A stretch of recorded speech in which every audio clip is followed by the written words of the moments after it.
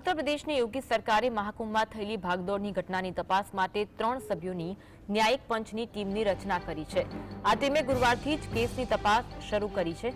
ગુરુવારે ન્યાયિક આયોગની ટીમે અધિકારીઓ સાથે બેઠક કરી હતી, જે બાદ આજે ન્યાયિક આયોગની ટીમ પ્રયાગરાજ પહોંચી હતી। સમિતિના સભ્યોએ ઘટનાસ્થળ પર પહોંચી નિરીક્ષણ કર્યા બાદ માહિતી મેળવી હતી।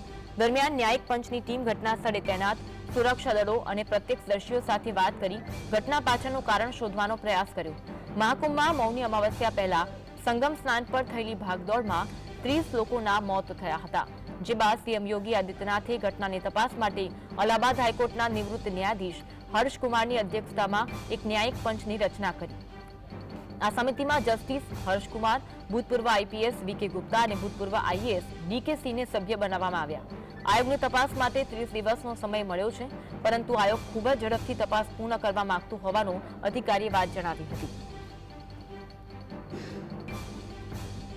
તો પ્રયાગરાજના મહાકુંભમાં જે નાસભાગ મચી હતી, જેમાં 30 લોકોના મોત થયા હતા, એ અંગે ઉત્તર પ્રદેશ સરકાર દ્વારા ન્યાયિક પંચની રચના કરવામાં આવી, જેમાં 3 સભ્યો છે અને આ ન્યાયિક પંચ દ્વારા ઘટના સ્થળે પહોંચી નિરીક્ષણ કરવામાં આવ્યું હતું।